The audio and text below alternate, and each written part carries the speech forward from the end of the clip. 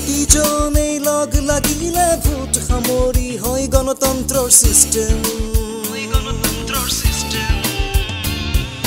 প্ৰতিজনেই log লাগিলে vote সামৰি হয় গণতন্ত্ৰৰ সিস্টেম ভোটদাতা সকলোৱে লগ হৈ গঢ়ো নতুন কানেকশ্যন मतदाता जंक्शन #मतदाता जंक्शन मतदाता जंक्शन #मतदाता जंक्शन मतदाता जंक्शনৰ সমূহ শ্ৰোতালৈ নমস্কাৰ লগতে ভাৰতৰ ফালৰ পৰা নমস্কাৰ সকলো শ্ৰোতালৈ খুৰাৰো নমস্কাৰ আৰু মোৰ অৰ্থাৎ কল্পনাৰ ফালৰ পৰাও নমস্কাৰ আজি আমাৰ জংচনত ভাৰতৰ নিৰ্বাচন আয়োগৰ আয়ুক্ত শ্ৰী অনুপ চন্দ্ৰ পাণ্ডে ডাঙৰীয়াৰ পৰা নিৰ্বাচন সম্পৰ্কে কিছু কথা শুনিম আৰে বাহ তেন্তে পলম নকৰি শুনোৱাই দিয়া অনুপ ডাঙৰীয়াৰ পৰা প্ৰথমে আমি জানিব বিচাৰিছিলোঁ যে ভোটদান কেন্দ্ৰত থাকিবলগীয়া ন্যূনতম মৌলিক সুবিধাসমূহ কি কি তেখেতে কি ক'লে এয়া শুনক सबसे पहले तो मतदाता जंक्शन प्रोग्राम के श्रोताओं को चुनाव आयोग की ओर से नमस्कार। पहली महत्वपूर्ण बात तो ये है कि सभी मतदान केंद्रों पर मतदान कक्ष ग्राउंड फ्लोर यानी भूतल पर बनाए जाते हैं, जिससे वहां पहुंचने में कोई दिक्कत न हो। सुगमता से मतदान केंद्र में पहुंचने के लिए रैंप बना रहता है और मतदान केंद्रों पर वोटर्स के लिए आने और जाने के मार्ग भी अलग होते हैं। और मतदाताओं की सुविधा के लिए और उन्हें सहायता देने के लिए हर मतदान केंद्र पर एक सहायता बूथ यानी हेल्प डेस्क होता है, जहाँ BLO उपलब्ध रहकर वोटर्स को आवश्यक सहायता देता है। पीने के पानी से लेकर शौचालय तक, रैंप से लेकर स्वयंसेवक व परिवहन तक सब कुछ उपलब्ध रहता है। दृष्टिबाधित के लिए EVM पर ब्रेल लिपि का अंकन, मुंह बधिर मतदाताओं की मदद के लिए मतदान केंद्र पर प्रशिक्षित अधिकारियों की तैनाती और हाँ, मतदान केंद्र पर दिव्यांगों व बुजुर्ग मतदाताओं की सुविधा के लिए अलग से कतार, सभी सुविधाओं की व्यवस्था है। बस आपको मतदान के दिन मतदान केंद्र पर अपने फोटो पहचान पत्र के साथ आकर अपना मतदान करना है। ভাৰতী নিৰ্বাচন আয়ুক্তৰ ওচৰত নিৰ্বাচন পৰিচালনাৰ যথেষ্ট অভিজ্ঞতা আছে দেখিলানে তেখেতে ইমান গুৰুত্বপূৰ্ণ তথ্যসমূহ কিমান সুন্দৰকৈ বুজাই দিলে কথা ওলাইছে যেতিয়া বিশেষ শ্ৰেণীৰ ভোটাৰৰ কথাও কৈছে নিশ্চয় আপোনাৰ কথা ধৰিব পাৰিছো খুৰা অনুপ পাণ্ডে ডাঙৰীয়াই সাৰ্ভিস ভোটাৰ অৰ্থাৎ সেৱা ভোটাৰ PWD ভোটাৰ আৰু জ্যেষ্ঠ নাগৰিকৰ मतदाনৰ সৈতে জড়িত সুবিধাসমূহৰ বিষয়ে কি কৈছে শুনোৱা হওকচোন देखिए, अपने देश में चुनाव के लिए एक कानून है जिसे हम लोक प्रतिनिधित्व कानून के नाम से जानते हैं। 1950 में यह कानून बनाया गया। इसी कानून के तहत 4 प्रकार के सेवा मतदाताओं का जिक्र है, यानी service voter, central paramilitary forces यानी केंद्र सरकार के सशस्त्र बल, इनमें जो लोग काम करते हैं वे सेवा मतदाता हो सकते हैं। इसके अलावा ऐसे लोग भी सेवा मतदाता हो सकते हैं जो किसी राज्य के सशस्त्र पुलिस बल में काम कर रहे हों, लेकिन उनकी तैनाती उस राज्य के बाहर हो। ভাৰতী ডাক বেলটৰ ব্যৱস্থা এইসকল ছাৰ্ভিচ ভোটাৰৰ বাবেই নহয় জানো ধৈৰ্য ধৰকচোন খুৰা নিৰ্বাচন আয়ুক্ত মহোদয়ে এই বিষয়ে কৈছে নহয় এয়া শুনক हमारे सैनिक भाई, चुनाव ड्यूटी में तैनात कर्मचारी, देश के बाहर हमारे दूतावासों में काम कर रहे सरकारी अधिकारी या उनके पति पत्नी, ऐसे सभी लोग अपने यहाँ जाकर वोट नहीं दे सकते जहाँ की वोटर लिस्ट में उनका नाम है। इसी बात को ध्यान में रखते हुए ये लोग चुनाव में पोस्टल बैलेट, जिसे डाक मतपत्र कहते हैं, के माध्यम से मतदान में भाग लेते हैं।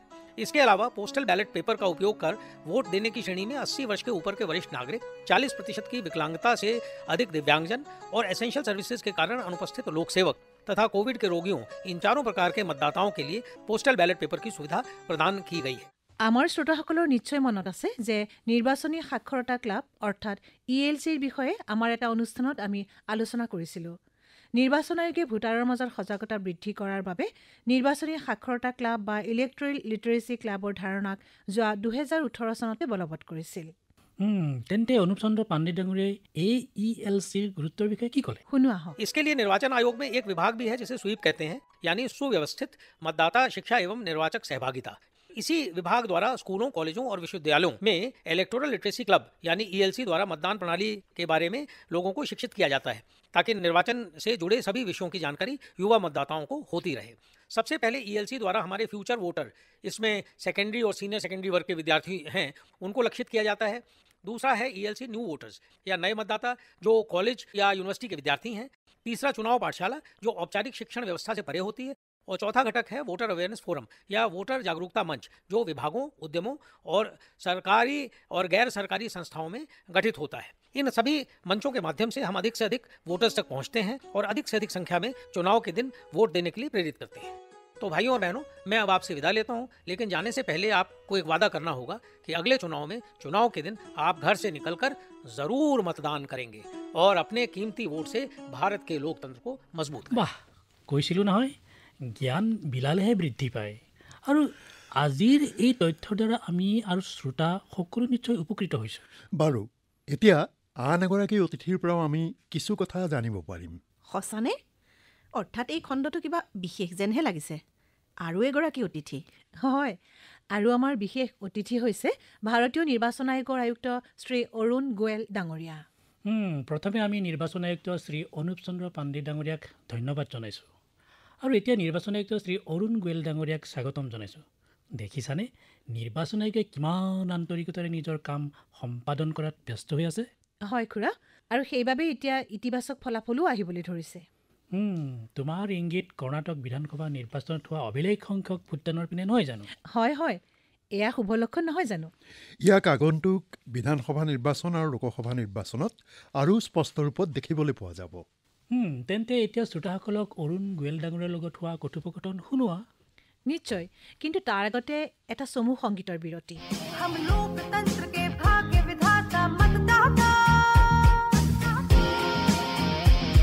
अपने अधिकार की शक्ति का एहसास हमें इस जिम्मेदारी से अपना गहरा नाता विधाता मतदाता।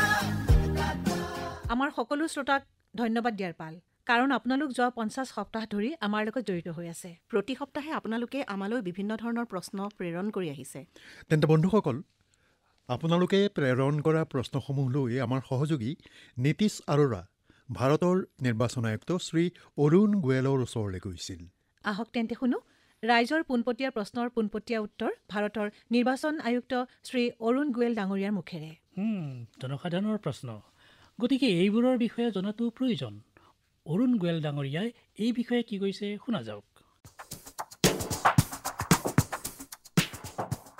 सबसे पहला प्रश्न, बहुत सारे लोग ये जानना चाहते हैं कि आदर्श आचार संहिता किस उद्देश्य से लागू की जाती है। आमतौर पर लोगों की विपक्षी दलों या उम्मीदवारों की शिकायत रहती है कि जिस पार्टी की सरकार है उसको एक एडवांटेज मिल रहा है, एक फ़ायदा मिल रहा है, तो उस मकसद से जो माहौल है उसको सैनिटाइज करना, लेवल प्लेइंग फील्ड देना सभी पार्टियों को, और जो पार्टी सत्ता में है, सरकारी कर्मचारी हैं, जो सरकारी तंत्र है, उसकी कोई फ़ायदा ना उठा सके, ये इंश्योर करने के लिए हम आचार संहिता लागू करते हैं। जैसे ही चुनाव आयोग इलेक्शंस अनाउंस करता है उसी समय से ये आचार संहिता शुरू हो जाती है, और जब ये चुनाव प्रक्रिया समाप्त होती है जो नॉर्मली नतीजे आने के अगले दिन होती है, तब तक ये आचार संहिता लागू रहते हैं। तो किन किन पर ये लागू रहता है आचार संहिता की अगर हम बात करें तो? सरकार, चाहे केंद्रीय सरकार हो चाहे राज्य सरकार हो, सरकार या सरकार के द्वारा सपोर्टेड किसी भी रूप में वो संस्थाएं जिनको सरकारी ग्रांट्स मिल रही हैं, उन सब के ऊपर यह आचार संहिता लागू होती है।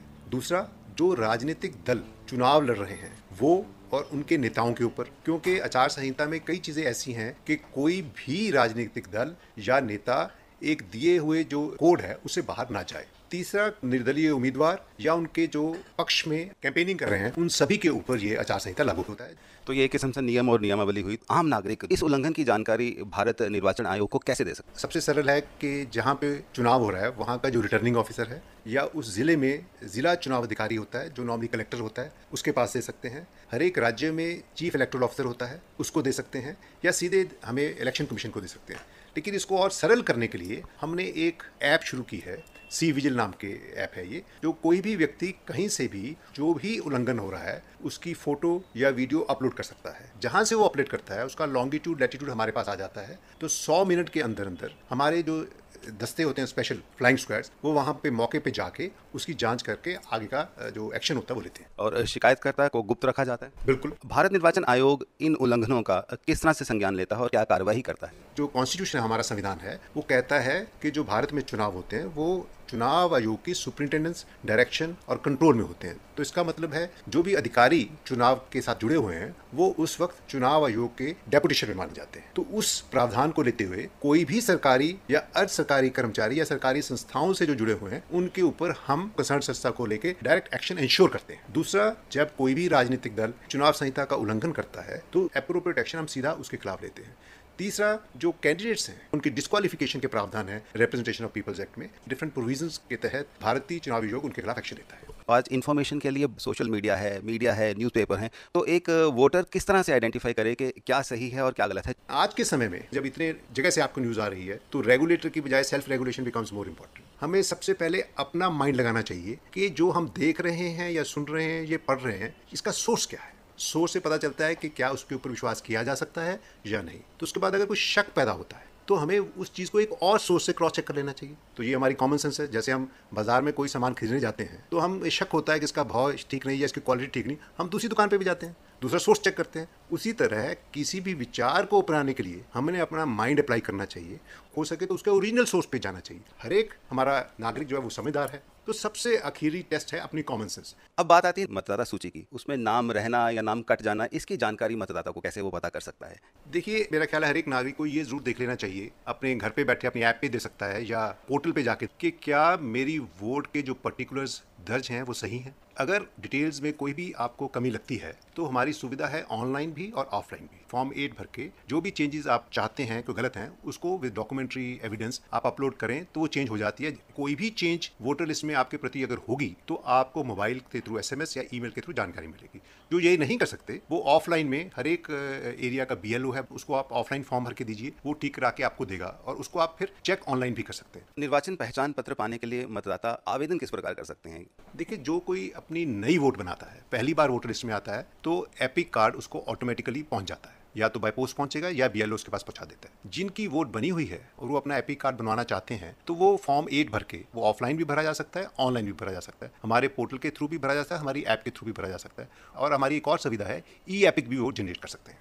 सर, अगर वोटर स्लिप ही नहीं मिलती है वोट डालने के लिए तो उसके बाद मतदाता के पास क्या विकल्प रहता है, क्योंकि वोटर स्लिप भी आती है? देखिए, ये एक ना वहम है कि वोटर स्लिप के बिना आप वोट डालने नहीं जा सकते। अगर आपने अपना ऑनलाइन देख लिया डिटेल तो आपको पता है कि मेरा ये पोलिंग स्टेशन है, ये मेरा पोलिंग बूथ है। हर एक पोलिंग बूथ के बाहर हमारा फैसिलिटेशन सेंटर होता है जहां से आपको वोटर स्लिप मिल जाती है। अगर वो भी वोटर स्लिप नहीं है मान लीजिए तो आप सीधे लाइन में खड़े हो सकते हैं। तो जैसे ही आप कमरे के अंदर जाते हैं वोट डालने के, जो हमारा सबसे पहला कर्मचारी होता है उसको जब आप अपनी ID देंगे तो अपने आप को बिना वोटर स्लिप के वो वोट डालने के लिए आपको आगे बढ़ाएगा। जो युवा हैं और जो फर्स्ट टाइम मतदाता बनना चाहते हैं उनके लिए क्वालिफाइंग डेट के बारे में थोड़ा बता दीजिए। देखिए, पहले प्रावधान ये था कि हर एक कैलेंडर ईयर की 1 जनवरी को जो 18 साल का होगा उसकी वोट बनाई जाएगी। अब हमने इसको चेंज करके क्वार्टरली कर दिया है, मतलब 1 जनवरी, 1 अप्रैल, 1 जुलाई और 1 अक्टूबर। बहुत सारे युवा जो उस साल में अगर चुनाव होते थे तो अपनी वोट मिस कर जाते थे, अब वो 4 बार अपनी क्वालिफाइंग करके वोट डाल सकते हैं। EVM के साथ आजकल VVPAT को जोड़ दिया है। कितने समय के भीतर ये VVPAT जो है उस पर ये जानकारी देखी जा सकती है कि वोट उसी कैंडिडेट को मिला है जिसपे दिया गया है? जैसे ही हम बैलेट यूनिट पे बटन दबाते हैं तभी उसका प्रिंट निकलता है, जो लगभग 7 सेकंड तक रहता है। आप देख सकते हैं कि आपने जिस चुनाव चिन्ह के ऊपर वोट डाली क्या वही प्रिंट निकला है। जैसे ही वो कट के अंदर गिरता है तो आपकी वोट रजिस्टर हो जाती है। मान लीजिए वो कागज कट के नहीं गिरा तो आपकी वोट नहीं रजिस्टर हुई, तो आप तभी वहां पे प्रिजाइडिंग अफसर को बताएंगे, वो फिर VVPAT दूसरी लगाएगा और आपको फिर दोबारा वोट डालने का मौका दिया जाएगा। आप अपनी तरफ से हमारे सुनने वालों को संदेश देना चाहते हैं? देखिए, हम सब भारतीय हैं और हमारा कर्तव्य है कि भारत की सुरक्षा और भारत के निर्माण में अपना योगदान डालें। वो तभी हो सकता है जब हम सब जैसे ही वोटिंग आती है तब अपनी वोट का इस्तेमाल करें। धन्यवाद। ইমান ভাল তথ্য দিয়াৰ বাবে নিৰ্বাচন আয়ুক্ত শ্ৰীযুত অৰুণ গোৱেল ডাঙৰীয়ালৈ ধন্যবাদ। এইবাৰ আহিছোঁ প্ৰশ্নোত্তৰ শিতানলৈ। যোৱাবাৰ আমি আমাৰ শ্ৰোতাসকলক সোধা প্ৰশ্নটো আছিল, ভাৰতৰ নিৰ্বাচন আয়োগে কোনজন মহান ক্ৰিকেটাৰক নিজৰ ৰাষ্ট্ৰীয় আইকন হিচাপে ঘোষণা কৰিছে? শুদ্ধ উত্তৰটো হৈছে ভাৰত ৰত্ন শচীন ৰমেশ তেণ্ডুলকাৰ। আৰু বঁটা লাভ কৰা ভাগ্যৱান শ্ৰোতাগৰাকী হৈছে যোৰহাট, অসমৰ পূব বঙালপুখুৰী বাইলেন 4ৰ পৃথ্বীৰাজ পুৰকায়স্থ। আপোনাক বহুত বহুত অভিনন্দন। মতদাতা জংচনৰ পৰৱৰ্তী খণ্ডটো হ'ব এই ধাৰাবাহিকখনৰ শেষ খণ্ড। এতিয়া আমাৰ অনুষ্ঠানৰ অন্তিমটো প্ৰশ্ন কৰাৰ সময় আহি পৰিছে। আজিৰ প্ৰশ্নটো হৈছে, ভোটদানৰ দিনা ভোটাৰৰ বাবে ভোট কেন্দ্ৰত হেল্থ টেক্সৰ ব্যৱস্থা কোনে কৰে? প্ৰশ্নটো আকৌ এবাৰ কৈছোঁ, ভোটদানৰ দিনা ভোটাৰৰ বাবে ভোট কেন্দ্ৰত হেল্প ডেস্কৰ ব্যৱস্থা কোনে কৰে? সোমবাৰৰ ভিতৰত আমাৰ হোৱাটছএপ নম্বৰ 9999031950লৈ আপোনাৰ উত্তৰ প্ৰেৰণ কৰিব পাৰিব। অহাবাৰ একে সময়তে আপোনাৰ সৈতে পুনৰ লগ হ'ম। নমস্কাৰ। প্ৰতিজনেই লগ লাগিলে ভোট সামৰি হয় গণতন্ত্ৰৰ চিষ্টেম।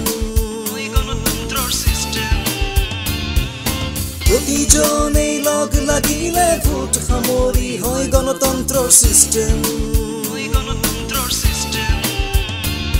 ভোটদাতা সকলোৱে লগ হৈ গঢ়ো নতুন কানেকশ্যন मतदाता जंक्शन #मतदाता जंक्शन मतदाता जंक्शन #मतदाता जंक्शन